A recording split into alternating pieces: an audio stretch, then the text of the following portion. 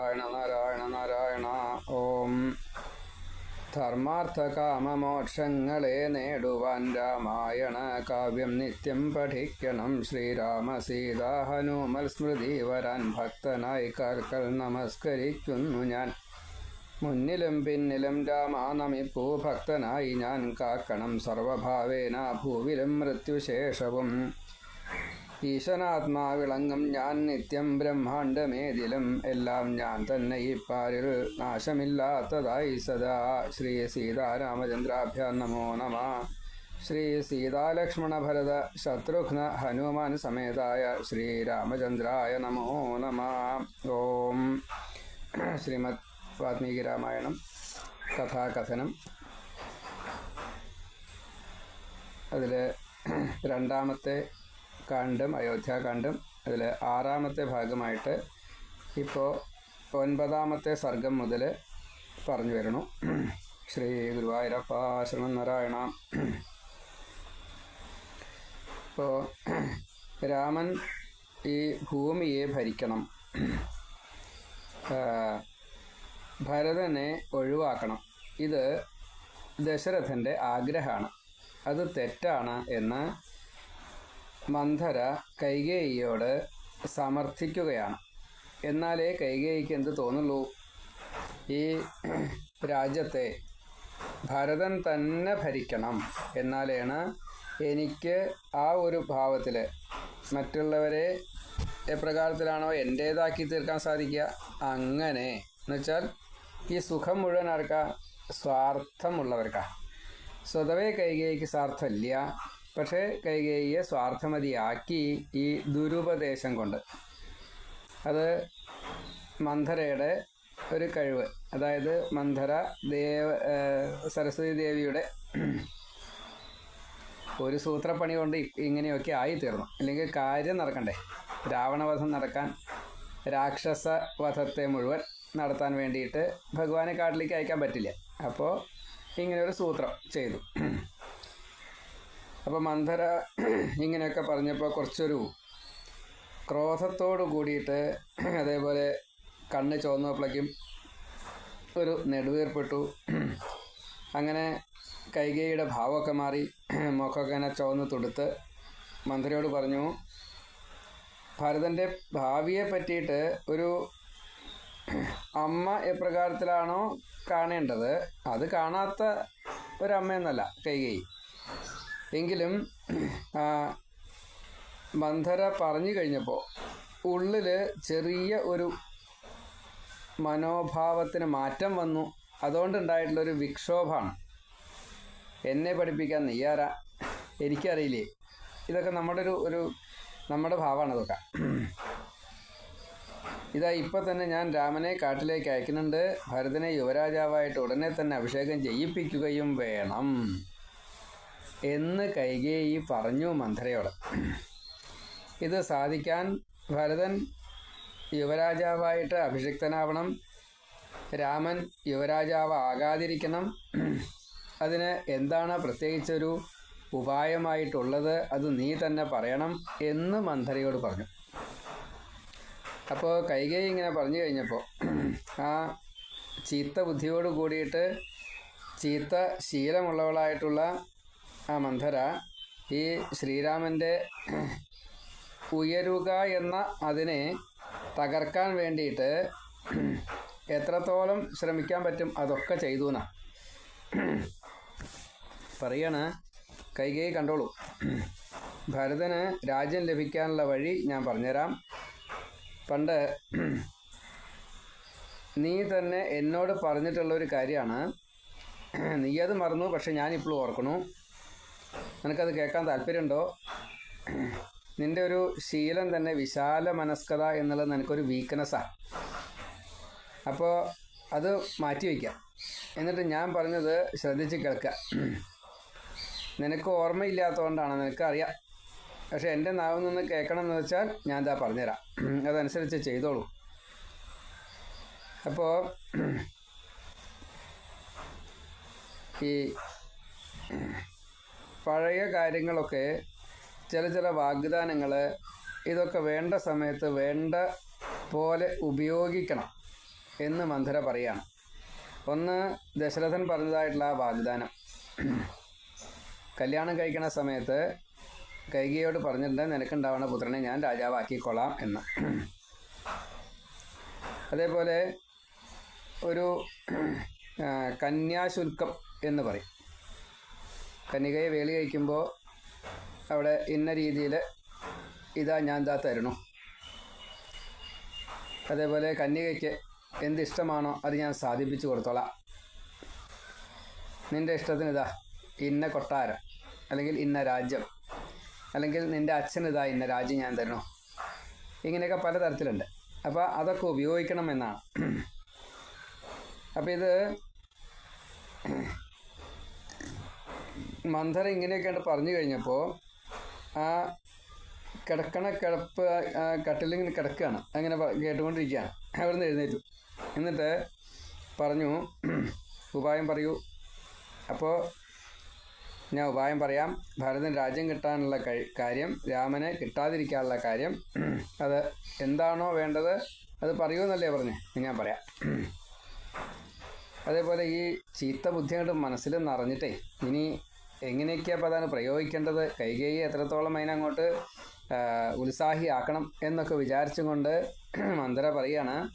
പണ്ട് ദേവാസുര യുദ്ധത്തിൽ ഇന്ദ്രനെ സഹായിക്കാൻ പോണ സമയത്ത് രാജർഷിയായിട്ടുള്ള, രാജർഷി വെച്ചാൽ അവിടെ പട്ടമഹിഷി എന്നുള്ള അർത്ഥത്തിലാണ്, അങ്ങനെയുള്ള കൈകേയിയെയും കൂടി കൂട്ടി, അതും മറ്റേ ദശരഥൻ്റെ ഒരു ഇഷ്ടപത്നി, സൗന്ദര്യം വളരെ കൂടുതലാണ്, നല്ല വാക്ചാതുര്യ, കൗസല്യ കുറച്ച് മൗനിയാണ്, പിന്നെ രാജകുമാരിയല്ല, ഒരു നാട്ടുരാജാവിൻ്റെ മകളാണ്. ആ വ്യത്യാസമുണ്ട്. ഇത് രാജാവിൻ്റെ മകളാണ്. അപ്പോൾ ആ ഒരു വ്യത്യാസമുണ്ട്. ഏതായാലും അങ്ങനെയുള്ള ആ കൈകേയി ഈ യുദ്ധസമയത്ത് കൂടെ പോയി അവിടെ തെക്കേ ദിക്കിൽ ദണ്ഡകാരൻ്റെ പ്രദേശത്ത് വെച്ചിട്ട് തിമിധ്വജൻ, ഒരു അസുരനായിട്ടുള്ള ഒരു രാജാവാണ്, വൈജയന്തം എന്നു പേരായിട്ടുള്ള ഒരു പ്രത്യേക പ്രഖ്യാതമായിട്ടുള്ളൊരു നഗരത്തിൽ എത്തി. അവിടെ ശംബരൻ എന്ന പ്രശസ്തിയുള്ള ഒരു യുദ്ധ നിപുണനായിട്ടുള്ള ഒരു അസുരനോട് യുദ്ധം ചെയ്യുകയായിരുന്നു ഇന്ദ്രനും ആ ദേവസംഘങ്ങളും. അപ്പോൾ ആ സമയത്ത് ഇന്ദ്രന് ഈ ശംബരനെ തോൽപ്പിക്കാൻ കഴിഞ്ഞില്ല. അപ്പോൾ അതിഘോരമായിട്ടുള്ള യുദ്ധം, കഠിനമായിട്ടുള്ള മുറിവേറ്റ് മയങ്ങിക്കിടക്കുന്ന ആ ദേവന്മാരുടെ, അല്ലെങ്കിൽ ആ ഒരു ഭടന്മാരെ, അതേപോലെ ഈ രാക്ഷസന്മാരെ രാത്രിയിൽ എടുത്തു കൊണ്ടുപോയി അവരെയൊക്കെ കൊന്നു. എന്നുവെച്ചാൽ തിന്നും, അവർക്ക് മനുഷ്യമാംസം കഴിക്കാമല്ലോ, അപ്പോൾ അവരെയൊക്കെ തിന്നും. അപ്പോൾ ഇങ്ങനെ രാത്രി യുദ്ധം പാടില്ല, അവർക്കതൊന്നും വിഷയമല്ല. അവർക്ക് ഈ മയങ്ങി കിടക്കുന്നവരെ കൊല്ലുക, തിന്നുക, അവർക്ക് ധർമ്മമില്ല, അങ്ങനെയുള്ള വിഷയങ്ങളൊന്നുമില്ല. അപ്പോൾ ദശരഥൻ അസുരന്മാരുമായിട്ട് മഹായുദ്ധം ചെയ്യാം എന്ന് ദേവേന്ദ്രനെ സഹായിക്കാൻ വേണ്ടിയിട്ട് ചെയ്യാമെന്ന് നിശ്ചയിക്കുന്നു. ദേവേന്ദ്രൻ്റെ ആവശ്യം. അതേപോലെ തന്നെ എത്രയാണോ യുദ്ധവീര്യം പ്രകടിപ്പിക്കേണ്ടത് അതിങ്ങനെ ഈ ധാരാളം അമ്പുകൾ ഒന്നിച്ച് വിടാനുള്ള കഴിവൊക്കെ ഉണ്ട്. 10 ദിക്കിലേക്കും ഒരേപോലെ, ഒന്നെടുക്കുമ്പോൾ 10 അത് വിടുമ്പോൾ 100, ചെന്ന് കൊള്ളുമ്പോൾ 1000. ഇങ്ങനെയൊക്കെ ഒരു അമ്പ് തൊടുക്കുമ്പോൾ അതിൻ്റെ ഒരു വിധിയൊക്കെ ഉണ്ട്. ഇങ്ങനൊരു നിയമമുണ്ട്. ഒന്ന് എടുത്ത് വയ്ക്കും, അത് പിന്നെ കൊടുക്കാറാകുമ്പോഴേക്കും 10, അങ്ങനെ പോകുമ്പോഴേക്കും 100, ചെന്ന് കൊള്ളുമ്പോഴേക്കും 1000. നമ്മൾ ഈ സിനിമയിലൊക്കെ കാണില്ലേ, അതൊരു പ്രയോഗമാണ്. അപ്പോൾ അങ്ങനെ പ്രയോഗിക്കാൻ കഴിവുള്ള ഈ ദശരഥൻ യുദ്ധം ചെയ്യണു. വളരെയധികം ഈ അമ്പുകളിങ്ങനെ ഒന്നിച്ചിങ്ങനെ പോണ സമയത്ത് അനവധി ആൾക്കാർ, ഈ സൈന്യ ഭടന്മാർ മരിച്ചു വീണു. അപ്പോൾ അങ്ങോട്ടും ഇങ്ങോട്ടും ഇതേപോലെ ശരങ്ങൾ വരും. രാജാവിനും ഇതേപോലെ കുറേ മുറിവുകളൊക്കെ പറ്റി. അപ്പോൾ ആ സമയത്തൊക്കെ ശുശ്രൂഷ ചെയ്തത് ഈ കൈകേയിയാണ്. അപ്പം അങ്ങനെ കൈകേയി നല്ലോണം ശുശ്രൂഷിച്ച് കഴിഞ്ഞപ്പോൾ സന്തുഷ്ടനായിട്ടുള്ള ഈ ദശരഥൻ പറഞ്ഞു, നിൻ്റെ ദീർഘവീക്ഷണം, പതിസ്നേഹം, പാതിവ്രത്യം, ഗുരുശുശ്രൂഷ, ഭർത്തൃശുശ്രൂഷ ഗുരുശുശ്രൂഷയാണ്. അപ്പോൾ ഇങ്ങനെ ഇതൊക്കെ നന്നായിട്ട് ചെയ്തു, അതുകൊണ്ട് നിനക്കെന്താ വരം വേണ്ടത് എന്നെല്ലാം ചോദിച്ചു. അപ്പോൾ അദ്ദേഹത്തിനോട് അന്ന് പറഞ്ഞത്, ഞാൻ ഇച്ഛിക്കുന്നത് എപ്പോഴാണോ ആ സമയത്ത് എനിക്ക് വരം തരാമെങ്കിൽ ഞാൻ വരത്തെ മേടിക്കാം, ഇപ്പോൾ എനിക്കൊന്നും തരണ്ട, വാഗ്ദാനം തന്നാൽ മതി എന്ന് പറഞ്ഞു. ശരി, അങ്ങനെ ആയിക്കോട്ടെ, അങ്ങനെ 2 വരം അന്ന് തരാമെന്ന് പറഞ്ഞിട്ടുണ്ടെന്നാ. അപ്പോൾ ഈ കഥ നിനക്ക് ഓർമ്മയില്ലേ എന്നാണ്. ഈ കഥ ഞാൻ നിന്നോട് നിൻ്റെ സ്നേഹത്തിൽ മനസ്സിൽ ഓർത്തു വെച്ചിരിക്കണു. ഭർത്താവിനെ സമ്മതിപ്പിച്ച് രാമാഭിഷേകത്തിനുള്ള ഒരുക്കങ്ങൾ അത് നിർത്തിവെപ്പിക്കണം. അപ്പോൾ ആ 2 വരം ഇപ്പം തന്നെ കിട്ടണമെന്ന് പറയുക. ഭരതാഭിഷേകവും 14 വർഷം രാമനെ കാട്ടിലേക്ക് അയക്കലും, ഇതാണ് വേണ്ടത്. അപ്പോൾ 14 കൊല്ലം രാമനെ കാട്ടിലേക്ക് അയച്ചു കഴിഞ്ഞാൽ പ്രജകളുടെ മനസ്സിൽ നിന്ന് ഈ രാമൻ എന്നുള്ള വിഗ്രഹം മറയും. അവർക്ക് അത് ഓർമ്മയില്ലാത്ത രീതിയിലാവും. അപ്പോൾ അതുകൊണ്ട് അത് പേടിക്കാനില്ല. പിന്നെ ഭരതൻ്റെ ഭരണം നന്നായാലോ, നിൻ്റെ പുത്രനോട് നല്ല സ്നേഹം ഉണ്ടാവും. അതുകൊണ്ട് ഈ അശ്വപതിയുടെ മകളായിട്ടുള്ള ഈ അശ്വപതിയുടെ മകളാണ് കൈകേയി, യുധാജിത്തിൻ്റെ സഹോദരിയാണ്. അശ്വപതി എന്ന പേരായിട്ട് പിന്നെയും അവിടെ രാജകുമാരന്മാർ ഉണ്ട് തോന്നുന്നുണ്ട്. ഏതായാലും ഒരു രാജാവും ആ രാജാവിൻ്റെ കുടുംബത്തിൽ കുറേ ആണുങ്ങളും പിന്നെ ഉണ്ടാവുമല്ലോ. അവരൊക്കെ ക്ഷത്രിയർ തന്നെയാണ്, അവർ രാജാവില്ല എന്ന് മാത്രമേ ഉള്ളൂ. സഹോദര സ്ഥാനത്തുണ്ടാവാം, അതേപോലെ മറ്റ് പല ബന്ധങ്ങളായിട്ട് സഹോദര തുല്യരായിട്ടും ഒക്കെ ഉണ്ടാവാം. അപ്പോൾ പല പേരുകൾ അവിടെ ഉണ്ടാവും. ഇപ്പോൾ ഇവിടെ അശ്വപതി തന്നെയാണ് അച്ഛൻ്റെ പേരും. അപ്പം അങ്ങനെ അച്ഛൻ്റെ പേര് അശ്വപതിയാണ്, സഹോദരൻ്റെ പേര് യുധാജിത്താണ്. അത് നേരിട്ടുള്ള ബന്ധം. ഇങ്ങനെ അശ്വപതിയുടെ മകളെ എന്ന് പ്രത്യേകം വിളിച്ചു മന്ധര, ഈ കാര്യത്തെ ഒന്ന് ഉറപ്പിക്കണട്ടോ എന്ന്. എന്നിട്ട് പറയാണ്, ക്രോധാലയത്തിൽ പോയിട്ട് കിടക്കുക, നിലത്ത് കിടക്കുക, മലിന വസ്ത്രമെടുത്ത് ഉടുക്കുക, മഹാരാജാവിനെ കണ്ടതായിട്ട് ഭാവിക്കരുത്, ഒന്നും മിണ്ടരുത്, ഉറക്കെ കരയണം, തറയിലേ കിടക്കാവൂ നേരത്തെ പറഞ്ഞില്ലേ. പിന്നെ ഭർത്താവിൻ്റെ പ്രിയതമയാണ് നീ, അതുകൊണ്ട് എനിക്കൊരു കാര്യത്തിൽ സംശയമില്ല, നിൻ്റെ ആവശ്യം എന്താ വെച്ചാൽ അത് തീർത്തു തരും, അത് ഉറപ്പാ. വേണമെച്ചാൽ നീ പറഞ്ഞാൽ മഹാരാജാവ് തീയിലും ചാടും. അപ്പം അതുകൊണ്ട് ശുണ്ഠിയെടുപ്പിക്കാനോ അതല്ലെങ്കിൽ അങ്ങനെയുള്ള ഒരു ഭാവമല്ല. പക്ഷേ നിൻ്റെ ശുണ്ഠി കാണാൻ രാജാവിന് ശക്തിയില്ലാത്തത് കൊണ്ട് നിൻ്റെ പ്രീതിക്ക് വേണ്ടിയിട്ട് അദ്ദേഹം പ്രാണൻ തന്നെ ത്യജിക്കും. അപ്പം അതുകൊണ്ട് നീ വാശി പിടിച്ചോളൂ, കാര്യം നടക്കും. ഈ ഭൂമിയെ ഭരിക്കുന്നതായിട്ടുള്ള രാജാവിന് ചില കടമകളൊക്കെ ഉണ്ട്. അപ്പോൾ ആ കടമയിൽ പത്നിയുടെ സുഖത്തെ, അത് വാക്കിനെ ഒന്നും മറികടക്കാൻ സാധിക്കില്ല. അപ്പം അതുകൊണ്ട് സ്വന്തം സൗഭാഗ്യത്തിൻ്റെ ഇപ്പോൾ കിട്ടേണ്ടതായിട്ടുള്ള ഇത് ഇപ്പോൾ തന്നെ സാധിച്ചെടുക്കണം. അതല്ലാതെ കണ്ട് പിന്നീട് എന്ന് വിചാരിച്ചിട്ട് കാര്യമില്ല. ഇപ്പം നിൻ്റെ യൗവനം, സൗന്ദര്യം, നിന്നിലുള്ള ഈ രാജാവിൻ്റെ ഒരു അതിയായ മോഹം, അതിനെ ഉപയോഗിക്കണം. രത്നം, മുത്ത്, മാണിക്യം, സ്വർണ്ണാഭരണം, ഇങ്ങനെ പലതും വാരി എത്ര വേണ്ടച്ചാൽ തരാമെന്നൊക്കെ പറയും. ചിലപ്പോൾ രാജ്യം തന്നെ നിന്ന് തരും. അതിന് കാര്യമില്ല. ഈ രാജ്യമല്ല, സന്തോഷിപ്പിക്കാൻ പല സൂത്രങ്ങളുണ്ട്. അപ്പോൾ അതൊക്കെ തരാം, അതൊന്നും വേണ്ട പറയണം. ദേവാശ്രീ യുദ്ധ സമയത്ത് വാഗ്ദാനം ചെയ്തത് എന്തോ അത് ഇപ്പോൾ വരമായിട്ട് തന്നെ വാങ്ങണം, അത് സംശയമില്ല. മനസ്സിൽ നിന്നും മറക്കാതെ കണ്ട് പ്രത്യേകം എന്ന് അത് ഓർമ്മിപ്പിക്കുകയാണ്. അങ്ങനെ ആ ഉദ്ദേശത്തിൽ നിന്നും നീ എന്ത് കാരണവശാലും താഴേക്ക് വരരുത്. എന്തെങ്കിലുമൊക്കെ പറഞ്ഞിട്ട് എന്നാനിപ്പോൾ അതില്ലെങ്കിലും വേറെ എന്തെങ്കിലും എന്ന് ഒരു പക്ഷേ രാജാവ് നിർബന്ധിക്കും. അപ്പോൾ അതിൽ പെടരുത്. ഈ വരം തരാമെന്ന് ഏറ്റല്ലാതെ കണ്ട് നീയോട്ട് എഴുന്നേൽക്കാനും പാടില്ല. രാജാവ് എഴുന്നേൽപ്പിച്ചാലും നീ എഴുന്നേൽക്കാനും പാടില്ല. ഇങ്ങനെ പറഞ്ഞ് ഉറപ്പിച്ചിട്ട് വരങ്ങൾ വാങ്ങിയിട്ടേ ഇനി നമ്മൾ തമ്മിൽ കാണാവൂ. ഇപ്പോൾ രാമനെ 14 കൊല്ലത്തേക്ക് രാജ്യത്തിന് പുറത്താക്കുക, ഭരതനെ ഭൂമിക്ക് അധിപതിയായിട്ട്, ചക്രവർത്തിയായിട്ട് അഭിഷേകം ചെയ്യുക, ഇത് വേണം. 14 കൊല്ലം രാമനെ കാട്ടിലേക്ക് അയച്ചാൽ നിൻ്റെ മകൻ രാജസ്ഥാനത്ത് ഉറപ്പിക്കാൻ, എന്നുവെച്ചാൽ ഭരണം നന്നായാൽ പിന്നെ ആ രാജാവിനെ ആരും തഴയില്ല. അപ്പോൾ അവിടെ ഏതെങ്കിലും കാരണവശാൽ ഇനിയിപ്പോൾ രാമന് പ്രായം കൂടുതലാണ്, ഒരു ദിവസമൊക്കെ ഉള്ളൂ, കൗസല്യയുടെ മകനാണ്, മൂത്ത റാണിയുടെ മകനാണല്ലോ. അപ്പോൾ അതുകൊണ്ട് അങ്ങനെയൊക്കെ അവകാശം പറഞ്ഞാൽ പിന്നെ ജനങ്ങൾക്ക് അത്ര സാരം ഉണ്ടാവില്ല. അപ്പോൾ അതുകൊണ്ട് ജനങ്ങളുടെയും ആനുകൂല്യം കിട്ടും. പിന്നെ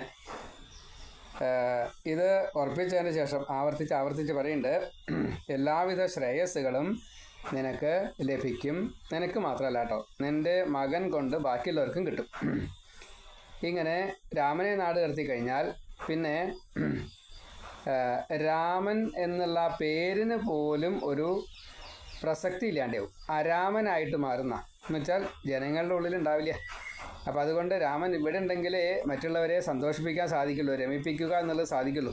രാമൻ ഇവിടെ ഇല്ലാച്ചാൽ പിന്നെ എന്ത് രമിപ്പിക്കില്ല. അപ്പം അതുകൊണ്ട് രാമൻ അരാമനായിട്ട് മാറും. പിന്നെ നിൻ്റെ ഭരതൻ അമിത്രമറ്റവനായിട്ട് എന്നുവെച്ചാൽ ഈ ശത്രുക്കളില്ലാത്ത ഒരു ഭാവത്തിൽ നിൻ്റെ ഭരതന് ഇവിടെ വിരാജിക്കാൻ സാധിക്കും. അത് പ്രത്യേകം പറയുകയാണ്. ഏന കാലേന രാമഃ ച വനാത് പ്രത്യാഗമിഷ്യതി അന്തർബഹിച്ച പുത്രഃ തേ കൃതമൂലോ ഭവിഷ്യതി. കാരണം എന്താ? ഏവം പ്രവ്രാജിതശ്ചൈവ രാമോ അരാമോ ഭവിഷ്യതി ഭരതഃ ച ഗതാം അമിത്രഃ തവ രാജ ഭവിഷ്യതി. അതുകൊണ്ടാണ്. അതായത് ഈ രാമൻ തിരിച്ചു വരുന്ന കാലത്തിൻ്റെ ഉള്ളിൽ സ്വന്തം പ്രജകൾക്ക്, സ്വജനങ്ങൾക്ക്, ബന്ധുക്കൾക്ക്, അതേപോലെ ഈ രാമനെ രാജാവാക്കണം എന്ന് പറയുന്ന ചില പ്രജാസഞ്ചയങ്ങളുണ്ടല്ലോ, അവരുടെ മനസ്സിൽ പോലും രാമൻ ഇല്ലാണ്ടായിട്ടുണ്ടാവും. ഭരതൻ്റെ ആ ഭരണം കൊണ്ട് ഭരതൻ സ്ഥിര പ്രതിഷ്ഠ നേടിയിട്ടുണ്ടാവും. അപ്പം അതുകൊണ്ട് നീ പരിഭ്രമിക്കുകയേ വേണ്ട. പിന്നെ അപൂർവം ചിലപ്പോൾ രാമൻ മാത്രം മതി എന്ന് ചില പക്ഷപാതികളുണ്ടാവും. അവരെ നീയോട്ട് ഗൗനിക്കും വേണ്ട. അപ്പോൾ സ്വാധീനത്തിലാക്കിയ ഓരോരുത്തരും സുഹൃത്തുക്കളും നിന്നെ സഹായിക്കും എന്നുള്ള കാര്യത്തിൽ യാതൊരു തർക്കമില്ല. മനസ്സിനൊരു ചാഞ്ചല്യം കൂടാതെ കണ്ട് ഈ രാമനെ അഭിഷേകം ചെയ്യുക എന്ന കാര്യത്തിൽ നിന്ന് ഇപ്പോൾ ദശരഥ രാജാവിനെ, വസിഷ്ഠനെ ഒക്കെ അതിൽ നിന്ന് പിന്തിരിപ്പിക്കുക തന്നെ വേണം. അത് ദശരഥൻ വിചാരിച്ചാലേ പറ്റുള്ളൂ, നീ വാശി പിടിച്ചാലേ പറ്റുള്ളൂ. ഇങ്ങനെ മന്ധരയുടെ ഉപദേശം കേട്ട് ഇത് തിന്മയാണെന്നോ അതല്ലെങ്കിൽ അനർത്ഥമാണെന്നോ മനസ്സിലാക്കാതെ കണ്ട് അതാണ് ശരി എന്ന് കണക്കാക്കിയിട്ട്, അനർത്ഥത്തെ അർത്ഥമായിട്ട് കണക്കാക്കിയിട്ട് ഈ കൈകേയി സന്തോഷത്തോടു കൂടിയിട്ട് പറഞ്ഞ ക്രോധാലയത്തിലെത്തി. അപ്പോൾ ഈ കൂനിയായിട്ടുള്ള കുബ്ജിയായിട്ടുള്ള അവളുടെ വാക്ക് കേട്ട് ഒരു ചെറിയ പെൺകുട്ടി എന്നുവെച്ചാൽ കന്യക, ചെറിയ പെൺകുട്ടി അങ്ങനെയുണ്ടല്ലോ, ഒരു 10 വയസ്സിൻ്റെ താഴെയുള്ള കുട്ടികൾ, അല്ലെങ്കിൽ 5 വയസ്സ് എന്ന് കൂട്ടുക, ആ കൂട്ടത്തിലുള്ള ഭാവത്തിലെത്തി. അപ്പോൾ ദീർഘവീക്ഷണമില്ല, കാര്യങ്ങൾ മനസ്സിലാക്കാനുള്ള കഴിവില്ല, തെറ്റായ വഴിയിലാണ് പോണതെന്നുള്ള അറിയണില്ല. ഇങ്ങനെയൊക്കെ വിചാരിച്ചുകൊണ്ട് മന്ത്രിയോട് പറഞ്ഞു, നിൻ്റെ ഈ പ്രജ്ഞാശക്തിയെ ഞാൻ വളരെയധികം ബഹുമാനിക്കുന്നു. നീ തന്നെയാണ് ശ്രേഷ്ഠ. ഏറ്റവും നല്ല സമയത്ത് എനിക്ക് ഇങ്ങനെയുള്ള ഉപദേശം തന്നൂലോ. ഇത് മറ്റന്നാളോ അല്ലെങ്കിൽ അതിൻ്റെ പിറ്റേ ദിവസമോ ആയ കാര്യം നടക്കില്ല. അപ്പം അതുകൊണ്ട് ഇങ്ങനെ ഈ കുബ്ജകളിൽ ഇങ്ങനെ പ്രത്യേകമായ രീതിയിൽ ബുദ്ധിയെ വിലാസം ചെയ്തതായിട്ടുള്ള ആ ദേവിയെ തന്നെ ഞാൻ സ്മരിക്കണം. ലോകത്തൊട്ടാകെ എനിക്ക് എന്നും ഹിതൈഷിണികൾ ആയിരിക്കുന്നതിൽ ഏറ്റവും ശ്രേഷ്ഠ നീ തന്നെയാണ്. കൈകേയി മന്ധരയെ, കൂനിയായിട്ടുള്ള കുബ്ജയെ ഇങ്ങനെ പ്രശംസിക്കുകയാണ്. രാജാവിൻ്റെ ഉള്ളിലിരിപ്പ് എന്താണെന്നുള്ളത് എനിക്കറിയില്ല. പക്ഷേ വക്രസ്വഭാവികളായിട്ടുള്ള നിങ്ങൾ കുറച്ച് ദുഷ്ടബുദ്ധികളാണെങ്കിലും ഈ സ്നേഹിക്കുന്നവരെ സഹായിക്കുന്നവരാണ്. കാറ്റ് വന്നു കഴിഞ്ഞാൽ ചില താമരകളൊക്കെ ഇങ്ങനെ പൂവ് ഉണ്ടായിട്ടുണ്ടാകും. എന്നിട്ട് അതിങ്ങനെ വളയും. വളഞ്ഞാലും വെള്ളത്തിൽ മുട്ടുമില്ല, മറ്റേ ചീയുമില്ല, ആ താമരയ്ക്കൊരു കേടും ഉണ്ടാവില്ല എന്ന കൂട്ടത്തിലാണ് നിൻ്റെ ഇപ്പോഴത്തെ ഈ ശരീരം. നിൻ്റെ ശരീരം വളഞ്ഞു എന്നുള്ളത് ശരിയാണ്.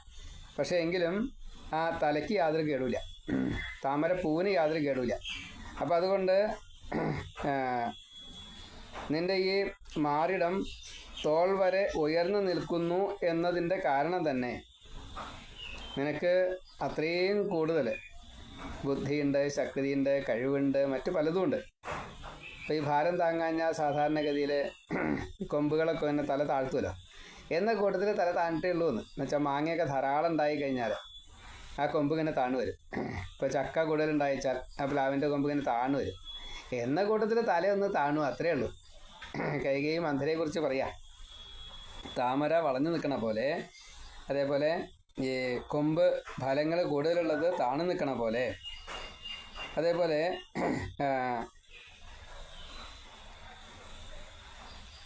ധാരാളം വലിപ്പമുള്ളതായിട്ടുള്ള സ്ഥലങ്ങൾ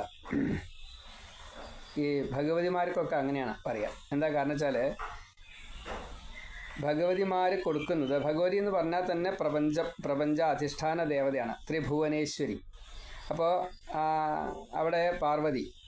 അതിൻ്റെയൊക്കെ കാരണം എന്താ, എല്ലാവർക്കും വേണ്ടത് മുഴുവൻ കൊടുക്കുന്നത് ദുഗ്ധം എന്ന രീതിയിലാണ്.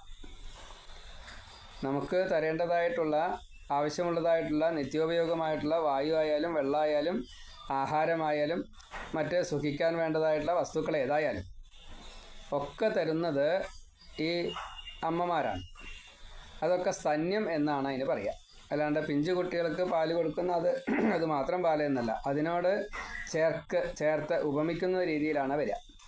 അപ്പം അതുകൊണ്ട് നീ ഇങ്ങനെ വേണ്ടവർക്ക് വേണ്ട സമയത്ത് കൊടുക്കുന്ന ഒരു മനസ്സുള്ളവളാണ്. അതുകൊണ്ട് നിൻ്റെ ശരീരത്തിനും ആ ഒരു പ്രകൃതി, ഉയർന്നതായിട്ടുള്ള സ്ഥലം, വലിയതായിട്ടുള്ള സ്ഥലം, നിനക്ക് കൂനുണ്ടാവാനുള്ള കാരണം ഈ സദ്ബുദ്ധിയുടെ ഭാരം, തല കൂടുതൽ ഭാരം ചെന്നതിന് ലേശം ഒന്ന് താണു നിന്നു, അത്രയേ ഉള്ളൂ. അതേപോലെ നിൻ്റെ നിർമ്മലമായിട്ടുള്ള ഈ മുഖം അത് ചന്ദ്രനെ പോലെ ശോഭിക്കണം. അതേപോലെ അരക്കെട്ട് വളരെ സുന്ദരമാണ്. പിന്നെ ഇന്നത് എന്ന് പറയാൻ നിവർത്തിയില്ല. കൈയായാലും ശരി കാലായാലും ശരി നീളമുള്ളതാണ്, ഭംഗിയുള്ളതാണ്. അതുപോലെ എല്ലാം താങ്ങാൻ കഴിവുള്ളതായിട്ടുള്ള പ്രത്യേക രീതിയിൽ വിന്യാസം ചെയ്തതായിട്ടുള്ള കൈകൾ, കാലുകൾ. അതേപോലെ വെളുത്ത പട്ടാണ് നിൻ്റെ ശരീരത്തിൽ നീ ഉടുത്തിരിക്കുന്നത്. അതുകൊണ്ട് തന്നെ നിന്നെ കാണാൻ വളരെയധികം ഭംഗിയുണ്ട്. പിന്നെ എൻ്റെ മുമ്പിൽ ആണല്ലോ നീ നടക്കുക. അപ്പോൾ ഹംസം മുമ്പിൽ നടക്കുമ്പോൾ പിന്നിൽ വരുന്ന ഒരു തോണി പോലെയെന്നോ, അല്ലെങ്കിൽ ഇപ്പോൾ ഹംസങ്ങൾ ഇങ്ങനെ നടക്കുകയാണ്, അങ്ങനെ പോവും, വെള്ളത്തിലിങ്ങനെ പോവും. അപ്പോൾ അതിൻ്റെ പിന്നിൽ തോണി വരാച്ചാൽ എങ്ങനെയാണ്? ആ കൂട്ടത്തിൽ നീയാണ് എന്നെ മുമ്പിൽ നടത്തുന്നത്. ഞാൻ എന്താ വെറും ഒരു യാത്രക്കാരി മാത്രമാണ്. അപ്പോൾ ഹംസങ്ങൾക്ക് ആ പൊയ്കയിലുള്ള എല്ലാ സ്ഥലവും മുക്കും മൂലയും ഒക്കെ അറിയും. പക്ഷെ അതേപോലെ ഈ തോണിക്കാരന് അറിഞ്ഞോളന്നില്ല, ഈ യാത്രക്കാരിക്ക് അറിഞ്ഞോളന്നില്ല. തോണിക്കാരന് അറിഞ്ഞോടായില്ല, അവിടെ തോണിക്കാരനെ വിസ്മരിച്ചു, അത്രയേ ഉള്ളൂ. അപ്പോൾ നീ എന്തായാലും നടക്കുന്നത് എന്നെ ഒരു രാജഹംസം മുമ്പിൽ നടന്ന് എന്നെ വേണ്ട സ്ഥാനത്തേക്ക് എത്തിക്കുന്നത് പോലെ ഞാൻ കണക്കാക്കണു. ഈ ശംബരൻ എന്ന അസുര രാജാവിൻ്റെ കയ്യിലുള്ള 1000 പ്രധാനപ്പെട്ടതായിട്ടുള്ള മായാവിദ്യകൾ മുഴുവനും, അതേപോലെ മറ്റ് യുദ്ധ വീരാദി പലതുമുണ്ട്. അതെല്ലാം ഒരു രഥകോണം പോലെ നീണ്ടതായിട്ടുള്ള വലിയതായിട്ടുള്ള മറ്റേ ഈ ഒരു സന്ദർഭമാണല്ലോ. അതൊക്കെ യുദ്ധം കുറച്ചധികം നേരം നിന്നു എന്നൊക്കെ ഒരു പറയുന്ന രീതിയിലാണ്. അതേപോലെ ഈ കൂനിലുള്ള ആശയങ്ങൾ, ക്ഷാത്രവിദ്യകൾ, അതേപോലെ മായാവിദ്യകൾ, ഇതെല്ലാം നിൻ്റെ ഈ ശരീരത്തിലും ഉള്ളത് മുഴുവൻ ചുണ്ടിലൂടെ ഇപ്പോൾ പുറത്തേക്ക് വരണു, വാക്കുകളായിട്ട് പുറത്തേക്ക് വരണു. അപ്പോൾ അവിടെ ഒരു ഉപമാലങ്കാരം കൊടുത്ത് കാവ്യഭംഗി വളരെയധികം കൂട്ടിയെടുക്കുകയാണ്. ഈ മന്ഥരയെ പ്രശംസിക്കുക എന്ന രീതിയിൽ കൈകേയി മന്ഥരയോട് പറയുന്ന പുകഴ്ത്തൽ, അത് നിൻ്റെ ഈ കൂനിന്മേൽ ഇപ്പോൾ നമ്മൾ ഉയർന്നു നിൽക്കുന്ന ഒരു സ്ഥാനത്ത് ഒരു പൊൻകുടം അല്ലെങ്കിൽ ഒരു മറ്റേ മയിൽപ്പീലി, അതല്ല വെച്ചാൽ ഒരു സ്വർണത്തിൻ്റെ എന്തെങ്കിലും ഒരു മകുടം പോലെ ഒന്ന് ഉണ്ടാക്കിയിട്ട് വയ്ക്കുക, അങ്ങനെയൊക്കെ ചെയ്ത് കഴിഞ്ഞാൽ അതിനൊരു ഐശ്വര്യമാണ്. അപ്പോൾ ഈ കൂനുള്ള ശരീരം, അതിൻ്റെ മീതെ ഒരു വസ്ത്രം ഉണ്ടാവുമല്ലോ, ഈ വസ്ത്രത്തിൻ്റെ മീതെ ഒരു വസ്ത്രത്തിൽ തുന്നിപ്പിടിപ്പിക്കുന്ന രീതിയിൽ ഒരു സ്വർണത്തിൻ്റെ ഒരു മകുടം പോലെ എന്തെങ്കിലും ഒന്ന് വെച്ച് കഴിഞ്ഞാൽ അതൊരു ഭംഗിയാണ്. എന്ന കൂട്ടത്തിൽ ഞാൻ തരുന്ന ഈ മാലയും ലോക്കറ്റും ഒക്കെ അതിന് ഉപകാരമാവട്ടെ എന്ന് പറഞ്ഞ് അതും കൊടുത്തു എന്നതാണ്. ഈ കൂനുമ്പിൽ ഒരു മാല ഇരിക്കട്ടെ. അപ്പോൾ അതൊരു ഭംഗിയായി. അതൊരു പ്രത്യേക ഭംഗി. വെളുത്ത വസ്ത്രമാണ്. അപ്പോൾ അതിൻ്റെ മീതെ ഈ സ്വർണത്തിൻ്റെ അത് ഇടുമ്പോൾ ഒരു കൂടുതൽ ഭംഗിയാണ്. കാരണം ആ ഭാഗമാണ് ഉയർന്നു നിൽക്കുന്നത്. അപ്പോൾ ഒരു മകുടം പോലെ കാളയുടെ കൂഞ്ഞയിൽ അവിടെ കകുത്ത് കൂഞ്ഞ അതിൽ മറ്റേ ഉയർന്നു നിൽക്കുന്നതായിട്ടും ഉള്ള കൂഞ്ഞയുണ്ട്. അപ്പോൾ അവിടെ എന്തെങ്കിലുമൊക്കെ ആഭരണങ്ങളൊക്കെ ചാർത്താറുണ്ട്. അത് ഇതുപോലെ ഒരു പട്ട് അതിൻ്റെ മീതെ ഒരു ഈ സ്വർണ്ണ നിറത്തിലുള്ള എന്തെങ്കിലും ഒന്ന് തുന്നി പിടിപ്പിച്ച ഒരു ലോഹവസ്തു എന്തെങ്കിലും ഒന്ന് കനല്ലാത്തത് പിടിപ്പിക്കും. പ്ലാസ്റ്റിക് ആയാലും വിരോധമില്ല. ഇന്നത്തെ കാലത്തൊക്കെ പ്ലാസ്റ്റിക് ആണെന്നേത്, അന്ന് ലോഹമാണല്ലോ. അപ്പോൾ അത് പിടിപ്പിക്കും. അപ്പോൾ അതിനൊരു ഭംഗിയാണ്. കിരീടം വെച്ച കൂട്ടത്തിൽ, തലയിലൊരു കിരീടം വെച്ച കൂട്ടത്തിൽ എന്ന് സാരം. അതേപോലെ ഭരതൻ്റെ അഭിഷേകം നടക്കുക, രാമൻ കാട്ടിലേക്ക് പോവുക, അങ്ങനെയൊക്കെ ആയി എന്ന് കൂട്ടുക. നല്ല നല്ല സുഗന്ധദ്രവ്യങ്ങൾ, കുറിക്കൂട്ടുകൾ ഇതൊക്കെ നിൻ്റെ കൂനിൽ ഞാൻ പുരട്ടിയിട്ട് അതിനെ സുഗന്ധപൂരിതമാക്കും. അലങ്കാരങ്ങളൊക്കെ ചെയ്യും. ഒരു ബിംബം എങ്ങനെയാണോ അലങ്കരിച്ച് നന്നായിട്ട് ചാർത്തി ഇങ്ങനെയൊക്കെ ഉണ്ടല്ലോ, മാല ചാർത്തി പൊട്ട് തൊട്ട് എന്നൊക്കെ പറഞ്ഞിട്ട് പൂക്കളൊക്കെ ചൂടി മറ്റേ പൂങ്കുലകളൊക്കെ വെച്ച് അലങ്കരിക്കുക എന്ന കൂട്ടത്തിൽ തന്നെ ഞാൻ അതുപോലെയൊക്കെ ചെയ്യും. സ്വർണം കൊണ്ട് ഒരു തിലകമൊക്കെ ഉണ്ടാക്കിയിട്ട് നിൻ്റെ നെറ്റിയിൽ ഞാനത് പതിക്കുകയും ചെയ്യും. നിങ്ങൾ ബിംബങ്ങൾക്കൊക്കെ അങ്ങനെ പതിവുണ്ട്, സ്വർണ്ണ തിലകം ചാർത്താറുണ്ട് എന്ന കൂട്ടത്തിൽ. അതേപോലെ വില പിടിച്ചതുള്ള ആഭരണങ്ങളൊക്കെ നിന്നെ ഞാൻ അണിയിക്കും. അതേപോലെ വസ്ത്രങ്ങൾ, നല്ല നല്ല വസ്ത്രങ്ങളൊക്കെ ഉടുപ്പിച്ചിട്ട് ദേവസ്ത്രീകളെ പോലെയാക്കും. അതേപോലെ ചന്ദ്രനെ വെല്ലുവിളിക്കുന്ന സുന്ദരമുഖത്തോടു കൂടിയിട്ട് ഈ എതിരാളികളെ പോലും മറ്റേ നിസ്തേജരാക്കുന്ന രീതിയിൽ നിന്നെ ഞാൻ ഏറ്റവും കൂടുതൽ ശോഭിതയാക്കും. കാരണം കൂനുണ്ടല്ലോ, അപ്പോൾ ആൾക്കാരുടെ മുമ്പിൽ ഒരു വിലയുണ്ടാവില്ല. പക്ഷേ മഹാറാണിയുടെ സേവികയാണ് എന്ന് അത് വേഷഭൂഷാദികളിലും ഞാൻ നിന്നെ ബഹുമാനിക്കുകയാണെങ്കിൽ നിന്നെ എല്ലാവരും ബഹുമാനിക്കും. ഇങ്ങനെയുള്ള ചില കാര്യങ്ങളൊക്കെ ഉണ്ട്. അതൊക്കെ ഭരതൻ രാജാവായി എനിക്ക് ചെയ്യാൻ സാധിക്കും. അപ്പോൾ അതുകൊണ്ട് ഞാനതൊക്കെ ചെയ്തു തരും. അപ്പോൾ ഇപ്പോൾ നിന്നെ ഈ ഇഷ്ടപ്പെടാത്തവർ, ദ്വേഷിക്കുന്നവർ, അവരൊക്കെ നിന്നെ ബഹുമാനിക്കും. അതേപോലെ നിനക്കും ഈ ഗർവാഭരണ വിഭൂഷിതകളായിട്ടുള്ള പരിചാരികകൾ എനിക്കെങ്ങനെയാണോ ഈ ഭൃത്യവർഗ്ഗം ഉള്ളത്, അതേപോലെ ദാസ്യവർഗം ഞാൻ നിനക്കും പ്രത്യേകമായിട്ട് ഏർപ്പാടാക്കും. ഇങ്ങനെ കൈകേയി എത്രയാ മന്ധരയെ പ്രശംസിച്ചത് ചോദിച്ചാൽ ശരിയാണ്. അതേപോലെ ഈ വേദിയിൽ അഗ്നിനാളം പോലെ ശോഭിക്കുക എന്ന രീതിയിൽ കൈകേയിയെ പറഞ്ഞിട്ട് അങ്ങനെയാക്കി. അപ്പോൾ ആ സമയത്ത് മന്ധര പറയാണ്, വെള്ളം വാർന്നു പോയ ശേഷം അണ കെട്ടിയിട്ട് കാര്യമില്ല. അപ്പോൾ അതിൻ്റെ മുന്നേ തന്നെ വെള്ളം ഇനിയും വരാനുണ്ട്. അപ്പോൾ കുറച്ച് വെള്ളം ഇപ്പോൾ ഇങ്ങനെ ഒഴുകിക്കൊണ്ടിരിക്കുന്നുണ്ട്. ആ സമയത്ത് അങ്ങോട്ട് അണ കെട്ടിക്കഴിഞ്ഞാൽ മഴ പോണോട് കൂടിയിട്ട് അപ്പോൾ കുത്തൊഴുക്ക് നിൽക്കും. കുത്തൊഴുക്ക് നിന്ന സമയത്ത് അണ കെട്ടുകയാണെന്ന് വെച്ചാൽ, ഈ ചിറ കെട്ടുകയാണെന്ന് വെച്ചാൽ, അല്ലെങ്കിൽ വലിയ ഡാം കെട്ടുകയാണെങ്കിൽ പിന്നീടുണ്ടാകുന്ന ഉറവുകളിലൊക്കെ ശുദ്ധജലമാണ്. അത് മുഴുവൻ ഈ ഡാം നിറയും. അപ്പോൾ എന്ന കൂട്ടത്തിൽ ഇപ്പോൾ അവസരം വന്നിരിക്കുകയാണ്. അതുകൊണ്ട് ഈ ശുഭ്രമായിട്ടുള്ള ഈ അവസരത്തെ, ശുഭമായിട്ടുള്ള അവസരത്തെ ശുഭകാര്യം ചെയ്യാൻ വേണ്ടിയിട്ട് നീ പ്രവർത്തിക്കണം. രാജാവിനെ കാത്തിരിക്കൂ. ഇങ്ങനെ മന്ത്രം നല്ലോണം പ്രോത്സാഹിപ്പിച്ചു. കൈകേയി ഇങ്ങനെയൊക്കെ സൗഭാഗ്യം അനുഭവിക്കും എന്ന് കണക്കാക്കിക്കൊണ്ട് തന്നെ, അതേപോലെ തന്നെ ഈ കൈകേയിയുടെ ഈ വരണ ഭാഗ്യത്തെ അനുഭവിക്കാൻ ഞാനും ഉണ്ടാവുമല്ലോ ഒപ്പം എന്നത് സ്വയമേവ മനസ്സിലാക്കിക്കൊണ്ടും ക്രോധാലയത്തിലേക്ക് പറഞ്ഞയച്ചു. അങ്ങനെ കൈകേയി അവിടെ ചെന്ന ക്രോധാലയത്തിലെത്തി തൻ്റെ ഈ മുത്ത് പതിപ്പിച്ചതായിട്ടുള്ള, മുത്ത് കോർത്തതായിട്ടുള്ള മാലകളൊക്കെ ഉണ്ട്. അതൊക്കെ ഇങ്ങനെ ഉരുണ്ടുരുണ്ട് പോകും. അപ്പോൾ അത് നിലത്താണ്ട് എറിഞ്ഞാൽ എന്താണ്ടാവുക, ആ മുത്തുകൾ ഇങ്ങനെ പരക്കും. അത് വെളുത്ത മുത്താകുമ്പോൾ കറുത്ത നിലത്തിൽ വല്ലാത്തൊരു ഭംഗിയായിട്ടാണ്. അതിങ്ങനെ ചാടി പ്രത്യേക രീതിയിലാണ്. ഏതായാലും അതൊക്കെ ആഭരണങ്ങളൊക്കെ വലിച്ചെറിഞ്ഞു. പിന്നെ ഈ കുബ്ജ എന്താണോ പറഞ്ഞു വെച്ചാൽ അതൊക്കെ അതേപോലെ തന്നെ അനുസരിച്ചുകൊണ്ട് ഭരതൻ രാജാവാകാനും രാമൻ കാട്ടിലേക്ക് പോകാനും അതിന് എന്തൊക്കെയാണോ വേണ്ടത് വെച്ചാൽ അത് മുഴുവൻ സാധിപ്പിച്ചല്ലാതെ കണ്ട് ഞാൻ ഇവിടെ നിന്ന് പുറത്തേക്ക് ഇറങ്ങില്ല എന്നുള്ളത് സത്യം ചെയ്തുകൊണ്ട്, ദൃഢനിശ്ചയം ചെയ്തുകൊണ്ട്, സത്യം ചെയ്യല്ല, ദൃഢനിശ്ചയം ചെയ്തുകൊണ്ട് അവിടെ കിടന്നു. എനിക്ക് സ്വർണ്ണോ രത്നോ ഭക്ഷണം പോലും ഇനി ഞാൻ സ്വീകരിക്കില്ല. ഭരതൻ രാജാവാകണത് വരെ ഇത് എൻ്റെ ജീവിത ലക്ഷ്യമാണ്, അല്ലെങ്കിൽ എൻ്റെ ജീവിതം ഇവിടെ അവസാനിപ്പിക്കും. ഇങ്ങനെ പറഞ്ഞുകൊണ്ടാണ് ക്രോധാലയത്തിലേക്ക് എത്തിയത്. കുബ്ജ മഹാരാജാവിൻ്റെ മഹിഷിയായിട്ടുള്ള ഭരതൻ്റെ അമ്മയായിട്ടുള്ള ഈ കൈകേയിയോട് ഈ രാമൻ്റെ അഹിതം ലക്ഷ്യമാക്കിക്കൊണ്ട് അതിസാഹസ്യമായിട്ടുള്ള വാക്കുകളെ ഉപദേശിച്ചത് മുഴുവൻ അത് കേൾക്കുകയാണ്. എന്താണ്? രാമൻ രാജ്യം നേടുകയാണെങ്കിൽ നീ പുത്രനോട് കൂടിയിട്ട് നരകിക്കൂട്ടോ. വീണ്ടും മന്ത്രം ഓർമ്മിപ്പിക്കുക.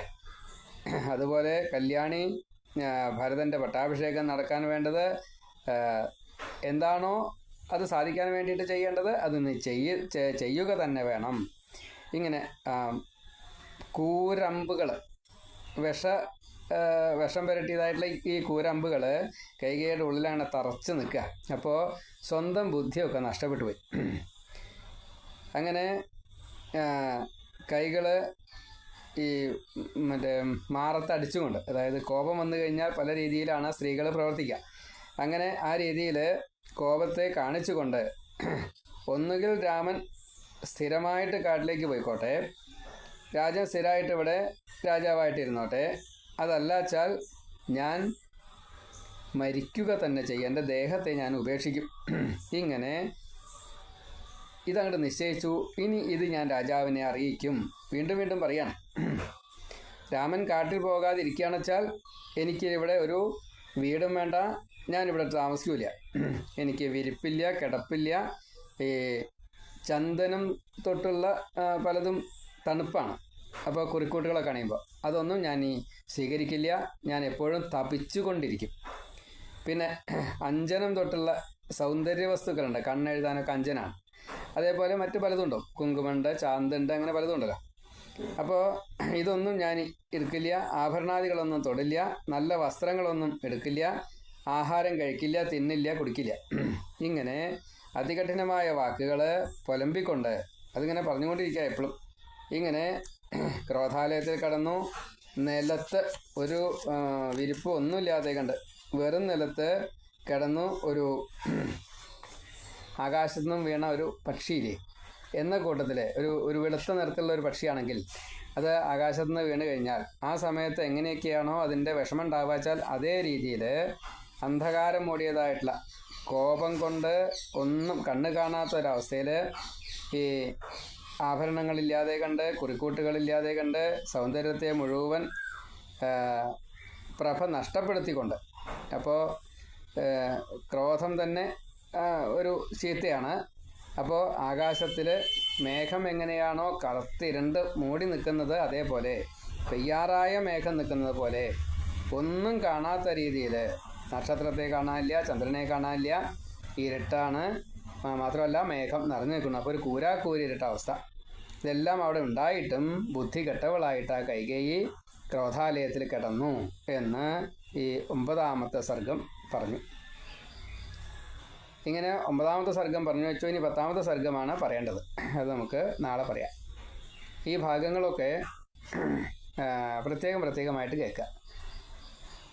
അത് നെഗറ്റീവ്സാണ്. ആ നെഗറ്റീവ്സിനെയും നമ്മൾ എങ്ങനെയാണ് ഒഴിവാക്കേണ്ടത്, അതിനെ എങ്ങനെയാണ് പോസിറ്റീവ് ആക്കേണ്ടത് എന്ന് ചിന്തിച്ചുകൊണ്ട് അതിനെ കിടക്കുക. നമുക്ക് പോസിറ്റീവിലേക്ക് ക്രമേണയായിട്ട് ചേരാം. കുറച്ച് താമസമുണ്ട് ഇനി പോസിറ്റീവ് എത്താം. നമുക്കത് കേൾക്കാം. സർവത്ര ശ്രീരാമനാമകീർത്തനം. ജയ ജയ രാമ രാമ. ശ്രീ സീതാരാമേന്ദ്രാഭ്യാം നമോ നമ.